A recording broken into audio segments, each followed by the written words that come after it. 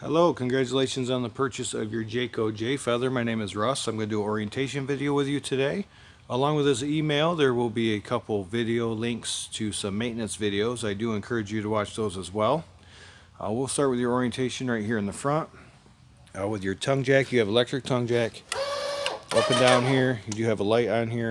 If this were to fail for any reason, there is a tool in the front compartment. Just remove this cap and you can manually crank this up or down. You have two 20-pound propane tanks. Right here is your regulator, so it's pointing towards the tank that you're using. If this tank were to go empty, just give that a turn, open your valve. Now you use this tank and you can have that one filled. Batteries here, you can have two batteries on there if you wanted to. You do have your lights on here. There's a switch in the front compartment to turn those on or off. And then down below your propane tank, you have a plug right here. This is for solar. So if you have a portable solar panel, you can plug it in here and it will trickle charge your battery. So if you do a lot of rustic camping, something to look into, and add that second battery, should be good to go. Nice big compartment doors here, so pass-through storage. This tool right here is for that tongue jack. This tool right here is for your stabilizer jacks. So you have stabilizer jacks on all four corners. They're used just for stabilizing, not for leveling. So get the camper nice and level, and then put those stabilizers down. Right inside here you do have a push button light, so push in the center, turns that on or off. There's quite a few of these throughout the camper, so if it doesn't turn on with a switch, it will have a button to turn it on. Below that you have your battery disconnect, so if you turn this in the off position, it will turn 12 volt off to your camper. You do need to have this in the on position like it is right now if you want your battery to charge while you're plugged in the shore power or your vehicle. So make sure that's on for charging the battery. Alright, we'll head around back here. You do have a low point drain here. So right down below, that drain is going to be to drain your freshwater tank if you were to use that. Power cord is in here. 30 amp service, 25 foot 30 amp cord there, storage, and your doors are held up with magnets here, so that's a nice feature. And then back here you have your black tank flush, which I'll go over in just a minute. City water connection, so it's for full hookup camping. Gonna hook a garden hose up to here and you have pressure and water going throughout your camper from that garden hose. Outdoor shower, so there's a shower head with hot and cold water. Down here you have black and gray and another gray right here. So you have two gray tanks, one black tank. Black is your toilet, gray is your dirty sink and shower. So you're going to hook your wastewater hose up there, pull this black first, that's your toilet, let that empty out. Once that's empty, you can pull the gray handles, and that dirty sink and shower water is going to help wash the black out of your hose. Once all three tanks are empty, close the grays, leave this black open, then hook a hose up to your black tank flush. Turn it on, it's like an upside down sprinkler system, and your black tank's going to flush it out for you. So let that run for a few minutes, unhook the hose, close your black handle, put your cap back on, and you're good to go with your wastewater. You can store your wastewater hose in your bumper. Just pull this cap off, throw your hose in there, put the cap back on. This is where you're going to hook your 30 amp cord to. I do highly recommend to use a 30 amp surge guard when you're plugged in at the parks. They do tend to have a lot of surges going through. That's going to help protect your camper. And then you have input for cable or satellite. Your license plate will go there. Your spare tire is the same size as the tires that are on the camper. You are pre-wired for an observation or backup camera. So if you were to purchase one, it goes right there. And you have the back door going to your bunk area here, because your bunk does lift up, so you can put bikes or whatever you want in here. There's some tie downs, so the nice feature there as well. Your ladder, so you can get up there and do your maintenance. And then you have low point drains here. That's your hot and cold, the lowest point in your water system. So if you were wanted to empty the water out of your lines, just open those valves. Typically that's used just for winterizing purposes. Electric awning, nice big electric awning. And then your outdoor kitchen, you have your sink basin, this can come off as a quick connect, so you can change. So there's slinky hoses that will quick connect, so you can have a spray nozzle if you wanted to. Otherwise, you have your sink here. You do have lights in here, so you have that blue night light, then your main lights. Little spot there. Your refrigerator, this is electric only, so you do need to be plugged in for this. Your controls are right there. And then you have your grill with your bottle opener here. So just pull this out. It does have a gas line, so it's actually hooked to it right now. So you can just pull the gas line out. Once you pull it out, you can quick connect it right here, and then that will go to the tanks up front. And you have to push these blue levers down here to close it all the way and to open it, because it does snap into place. And then this is for your step light, so a nice blue light down there. Your solid steps, very nice steps, but you want to make sure that your door is all the way open before you bring your steps up or down. The reason for that, this right here will catch on your screen door and damage your door, so be careful of that. But these stairs just lift up into place, right into the door frame, snaps right into place here. And then you can adjust the legs by lifting these up or push on this to lower them. So you can adjust your legs wherever you need to. And to bring them down, just pull on this and pull your stairs down. The first time you bring your stairs down, or if you adjust the legs, close your door very slowly. You want to make sure there's a gap right here, because if the stairs are too high, your door is going to hit right here and you're going to damage your door. You do have a spot, you can have a TV out here, so this is an output, a couple plugs. You have your vent that goes over your stove, so if you use a fan over your stove, come out here, open this little flap up, so it can vent outside. If you're not using it, just snap that closed. Outdoor speakers. And then right here is where you're going to fill your freshwater tank. So if you're rustic camping, fill your freshwater tank and then turn your water pump on. For your city water in the back, you do not need to use your water pump, just for your freshwater tank. And then you have your water heater. Water heater is gas or electric. So you have your anode rod here. If you're not familiar with the anode rod, you have a metal tank, so instead of your tank corroding, this anode rod will corrode over time. So after 2 or 3 years, you'll have to replace this, but this is your plug. So when you're ready to use your water heater, put that in there, tighten it up, hook your water up, water heater will start to fill. You want to make sure that the water heater is full before you turn it on. One way to do that is to pull on this relief valve and water will come out of here. If you're not getting any water, it's not full yet. Or you can turn the hot side on any sink, and as long as you get a solid stream of water, you know it's full. Once it's full, you can flip the switch right here. This switch needs to be on in order for the electric to work. So you have to have this switch on, and then there's a switch inside on your control panel, which I'll show you, that says electric. So both switches need to be on for your electric, and then you have another switch for your gas. It's all electronic ignite, so all you have to do is make sure there's water in it and then turn the switches on. If you need to drain your water heater, just take that anode rod out and it will drain right from here. You have your furnace vent here. It does get very hot. Try not to put anything in front of it that could melt. And if you have any kids around, be careful they don't touch that. These stairs are going to pull out. It's like this. Pull it out of the way. There we go. Just like that. And then just fold them back up. Watch your fingers, because there are pinch points on here. So the bottom one folds up. And then this whole thing's going to push in, which it's a lot easier with 2 hands. So push that in. I'll get that in a minute. You got to use 2 hands.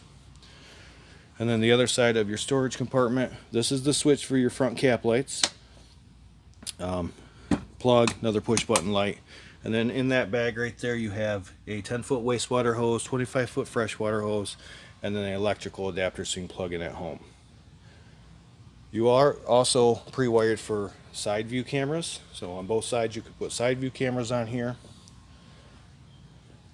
And it looks like that's everything on the outside. So we're gonna head inside next. All right, and just inside your door, you have your control panel here.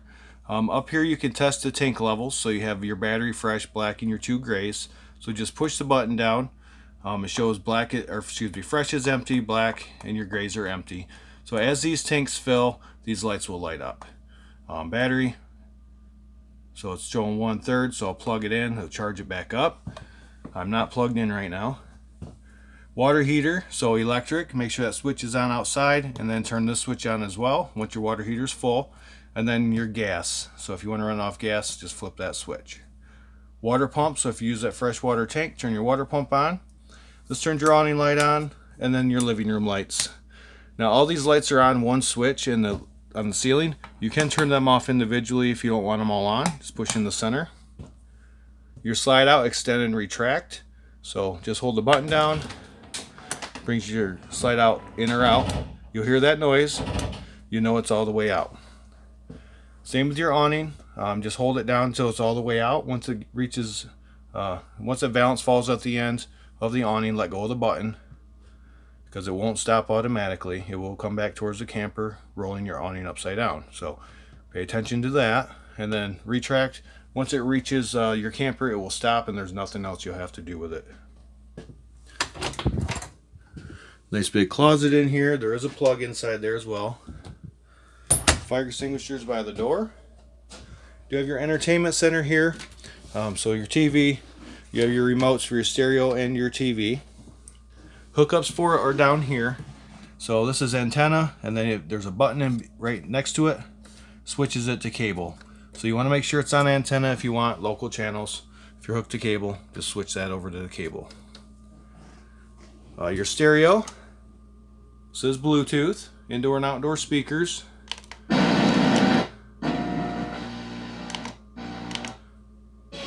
Go. So Bluetooth is right here. This button is your mute button, so push it once it mutes it, but if you hold it down it will shut it off. So zone 1 and 2, it shows they're both on. So if I just push the zone 2, it turns the outside speakers on or off. Zone 1 turns the inside speakers on or off. So if it's blue it's on, if it's red it's off, otherwise it'll say it on the screen as well. Nice little stereo. Then you have your microwave, standard turntable microwave. Here's for your fan, so make sure that's open outside so you can vent outside. You have a light on here. You can put some knives back here if you wanted to. There's those slots for those. And then you have extra counter space with this here. Otherwise, flip it up, and now you can use your stovetop. To use your stovetop, you're just going to put it on the flame and then turn your igniter. However many times it takes for it to light. Has arrows on it. Turn this to the right only. If you turn that to the left, you can break it. It also works with your oven. So put it on the flame, hold this button in while you're turning that. So you have to hold this in the whole time until your pilot light lights up. Once it's lit, put it on your temperature. You have a little light switch here, turns these top lights on. Push it down, it also turns the oven light on. This is one thing you want to remember to put down before you travel, because this will break in transit. It is glass. You have a power station here. Just push down on it and then pull up. So you have plugs, USB charging ports, and then take it back down. You're going to push this red little button and push it down. Keys are on your sink. That's where they'll be when you pick up. Down right here you have a counter extension. Below that you have your fuses and breakers.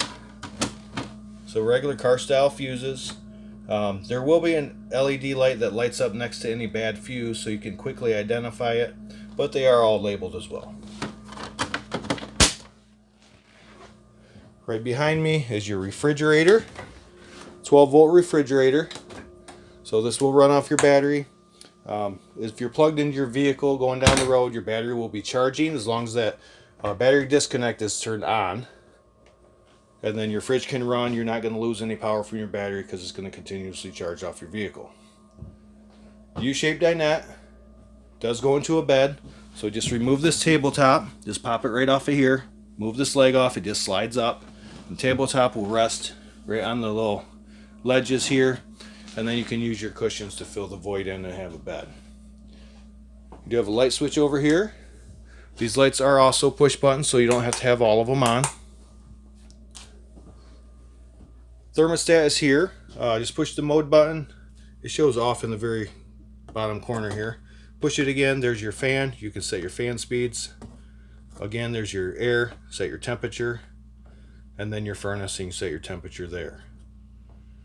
Now, if you have pushed up and down at the same time, it goes to Celsius. So if that happens, just do that again.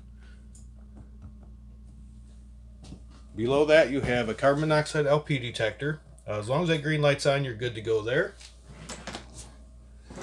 And in your bathroom, you have a foot pedal flush. So halfway down on the pedal brings water in, all the way down will flush it. You have a vent right above. Just twist it open here. Turn your fan on here. Actually, you have a switch for your fan over on the wall. So right there. Well, you can use this switch as well, but easier to use the switch on the wall.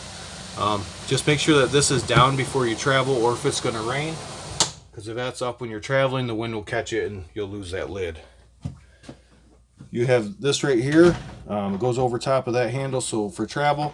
Otherwise, you have magnet strips along each edge, so you have a nice secure tight seal while you're in the shower. Nice big shower in there. Hooks on the wall. You do have a GFI reset here, and then your light switch, and then that fan switch. Your bunks. Nice big bunks here. Push button lights on both of them. You can see in the back you have a USB charging port, a little shelf, and a plug. And then this is the bunk that can also lift up, so you can access that from outside as well. Ladders on there. You have a fan right above here. This one, you're going to twist this open, and then your fan's right here to turn it on. There's 4 fan speeds, so just push it however fast you want the fan, or you can turn the fan off here. Again, make sure this lid is down before you travel, or if it's going to rain. Alright, and then back here in your bedroom, light switch right here. You do have a latch, so that's you can lock your door. But for travel, you want this over so your door's not sliding back and forth. Another vent here with a fan, same thing. Open it up, turn it on. TV mount can go here. Just use a stud finder, find the right spot to mount that mount, and then you can hook it up. This light switch is for some lights in the back. So there's another one on the other side of the bed. USB charging ports, plugs, little cubbies back there. And then you have storage underneath your bed as well.